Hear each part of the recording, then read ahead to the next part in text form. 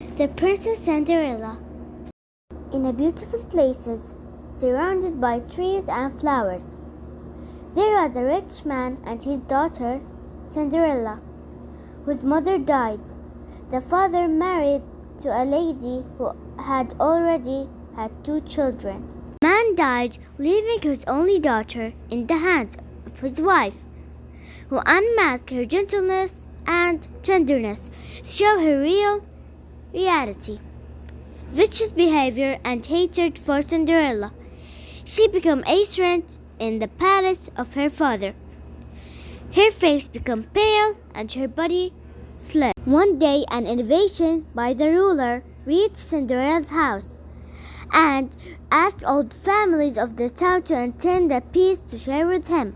Stepmother said, "You could spend this night in cleaning and ironing clothes until we return from the celebration."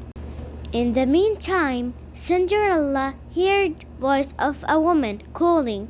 She headed for the garden.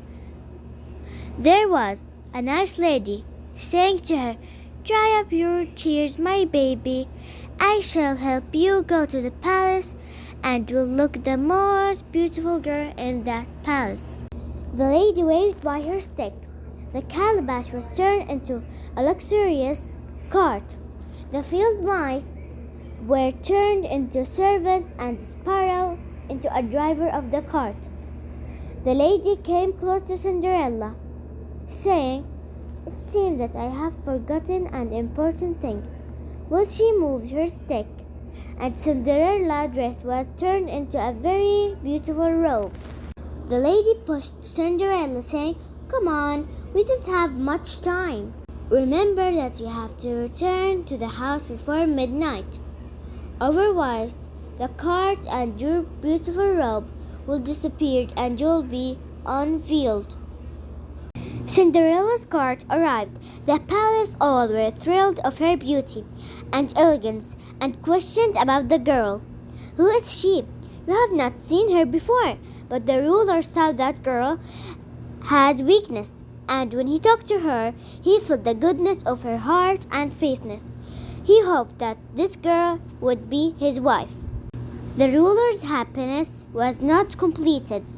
The clock rang midnight. Cinderella remembered the promise she pledged to the lady.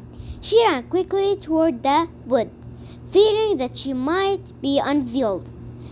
If the tricks were removed from her robe, she fell on the ground and one of her glassy shoes was thrown near the palace. The ruler found the shoe. He ordered his servant to search for the owner of this shoe, who ran away from the palace without knowing her name. The servant replied in surprise, "My master, this one shoe may suit the foot of another girl." In the morning, the servant headed for the town's houses, knocking the doors one by one. The girls dreamed that one shoe suits their feet. When he arrived at Cinderella's palace, her stepmother refused to have Cinderella wear that one shoe. The servant told her that the ruler has ordered that every girl in the town must wear it. When Cinderella wore it, all were thrilled. The servant said, "This is marvelous." Cinderella forgave them and headed for the ruler's palace.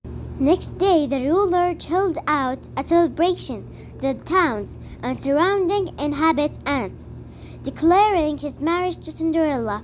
All were happy by the marriage of the ruler to the good-hearted girl, who were beloved by all of her suitability and good behavior. Bye-bye.